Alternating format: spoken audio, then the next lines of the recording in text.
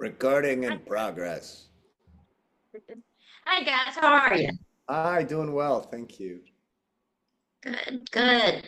Hey, so I watched your new movie last night, He Never Left. I have some questions. First off, how did the story come to be? Um, the story came to be. It started back during the pandemic. Spending a lot of time writing, a lot of time watching movies, right?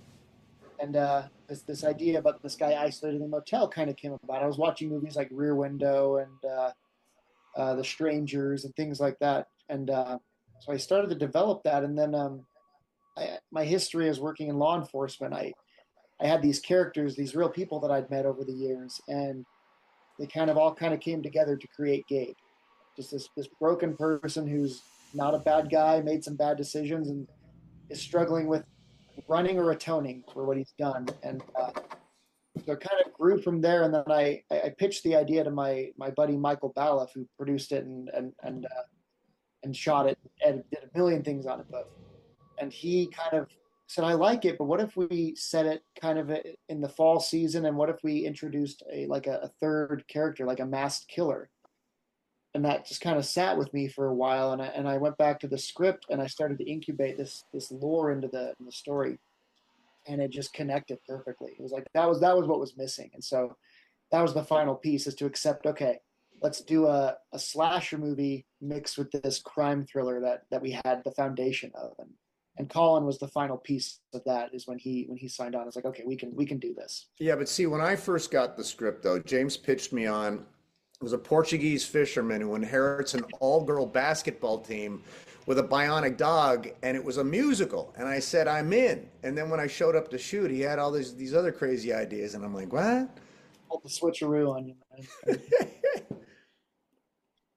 Well, that's fantastic. When it comes to the killer, how did the mask evolve? How did it become the final product? Um, we knew if we were going to introduce a masked killer, because the mask of Michael Myers, there's always an iconic thing, right? And so we didn't want to just throw a random mask on. We knew we had to do something that at least looked unique, right? We wanted to have something that people would remember. And so my idea was to have a mask that, depending on the angle you look at it, it's a different emotion. He's happy here, he's sad here, he's injured here, he's okay here, just to give some variety. I drew some rough sketches and just sent them to our mask designer Billy James with Open Grave Effects, and he started to just do versions of this mask. He'd send us clay sculptures and things like that, and it finally came to what it was. And I remember Mike and I both, once we got that final one, it was like, that's it. Like, don't touch it anymore. That's the one we're looking for. So credit to Billy on that. The dude just was able to interpret what I was going for, and he's such a masterful artist at his mask designs. And so we're very lucky to have him as part of that. He definitely, that's his signature on the movie, and I'm very glad it's there. That's fantastic. Colin, tell me a little bit about how you took this broken man that's done some bad things and made him who he is. Yeah, it's not easy. Look, honestly, it's not. Because he's not a good guy. He's not a bad guy, but he is a bad guy. He's bad enough. But for me, it's like, okay, well, there is no bad guy. There's no such thing as a bad guy. Not when you're the guy.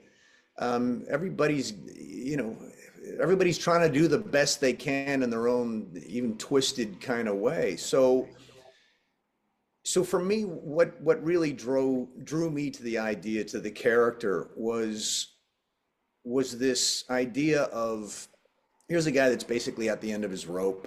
For me, He Never Left isn't about a masked killer. It's about the wages of sin. It's about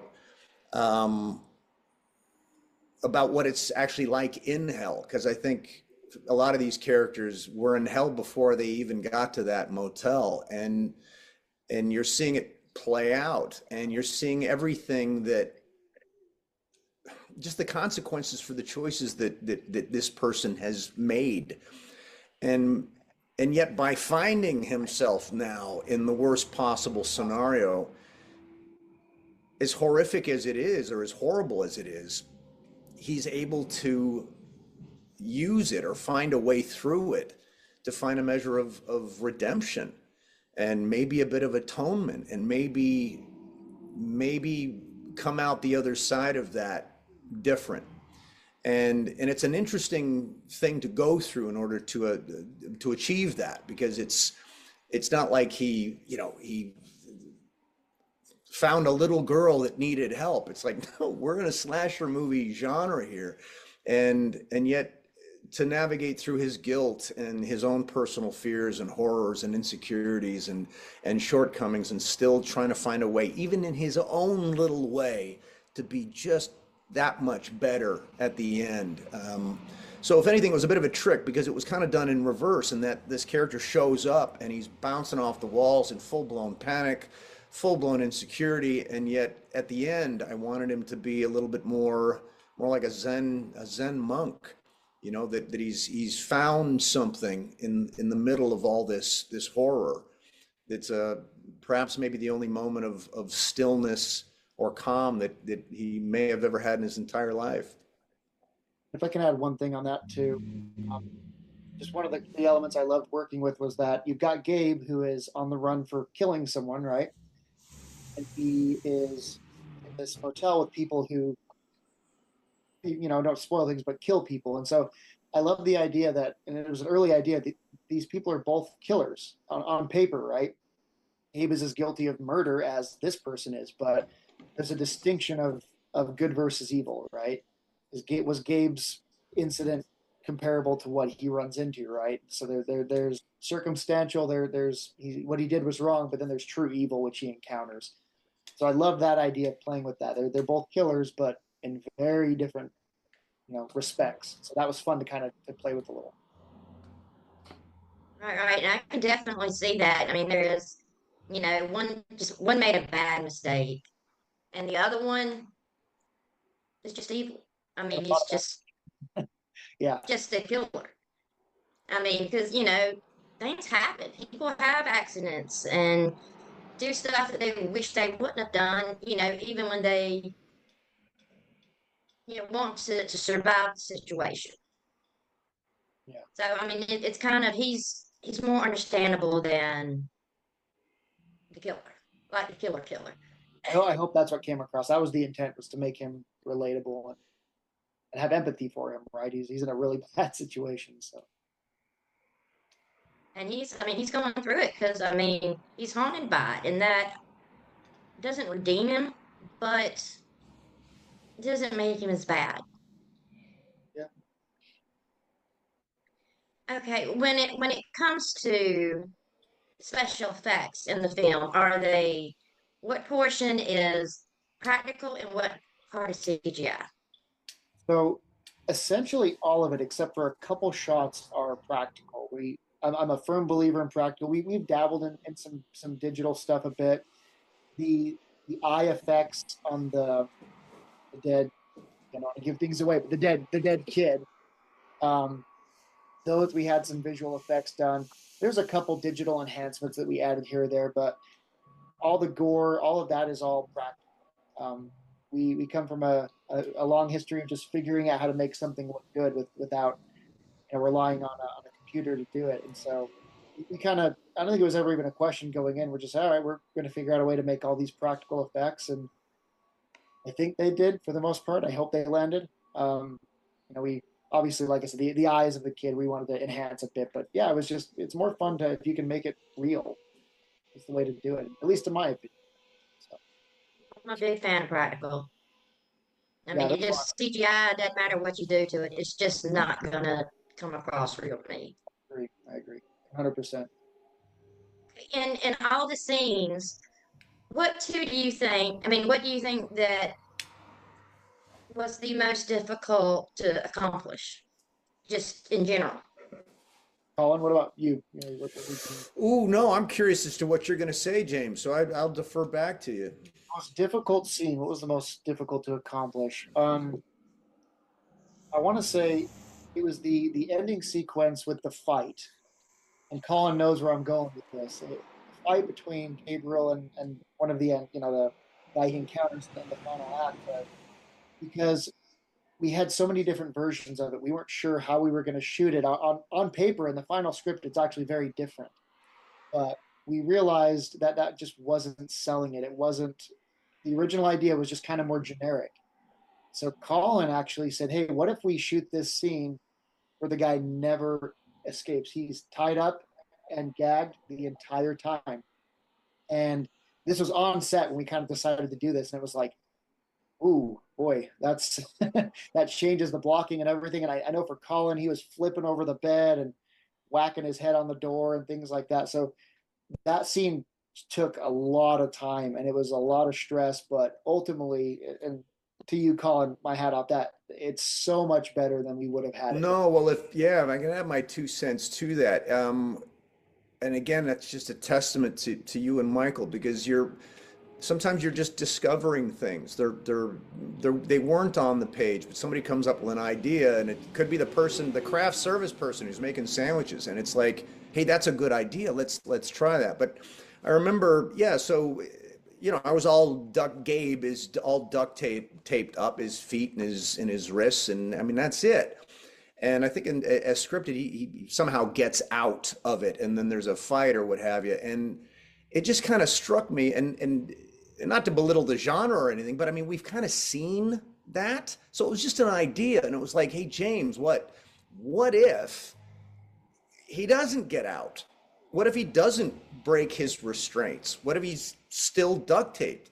And he's like, well, what would happen? And you're like, what do you mean? And I'm like, I don't know. Like, I literally don't know. I have no idea. And James and Michael were like, well, then let's roll the camera and see what would happen, because I don't know. I've never even done a scene like that before. So why don't we just roll and I'll see what happens. I don't know, but obviously he's got to do something. He's not just going to lay there. So maybe he's going to use his whole body. He'll use his head to try and push himself off the mattress to get to his feet. And it was wonderful, because that was the first step of it. And then, of course, David now sees, well, now what would he do? And it's like, well, you've got somebody who's totally trapped. What would you do? And the actor in David said, play with him. You've already got him. Yeah. So it becomes a cat and mouse thing. And I think that just, and again, it was so much of it happened not on the fly, but it was something that just came up. And as we were doing it, none of us were entirely sure what or how. I mean, Michael and James were like, "We'll have to cover from this side," and then there's certain disciplines you got to follow. But I didn't know what I was doing, and David didn't know. We just kind of just did it, but it was truthful. It was what needed to be done, and again, I got to hand it to James and Michael. You show up prepared to do something, and then somebody drops a bomb in the middle of it and says, how about we do something that nobody planned or even knows how to do? And then you do it. And it's you got to be thinking, and you got to be skilled and intuitive, and so it was magic. It was just and there were many moments. It wasn't just that. It felt like that throughout the whole shoot. It was like, let's bend it this way, we'll tweak it that way. Why don't you start here and then do that, or whatever? And that's when you know you're working with real storytellers. It was awesome.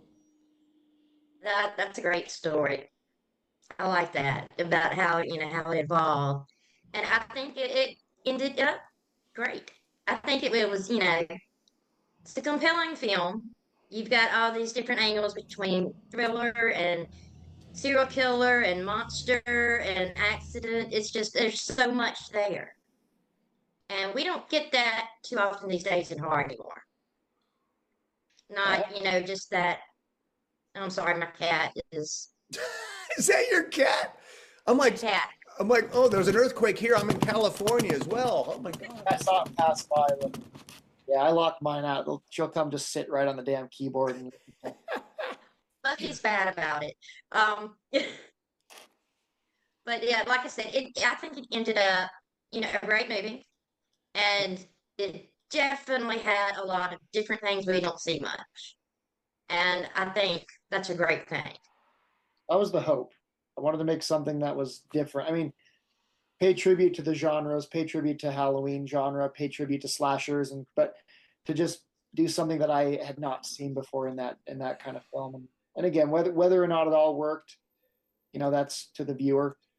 There'll be those who I love think it is. it. There'll be those who reach out. Oh, that was so great. There are those who talk shit to me on social media. It's just part of the game. But I mean, at the end of the day, I made the movie I wanted to make, and with the help of Colin and everyone else, and I'm very proud of it. Like I look back and it's like, you know what? That's the only movie I ever made. I feel like we did something really cool in it, and I'm very proud of everyone and how hard everyone worked to make that happen. So I'm totally at peace with it. So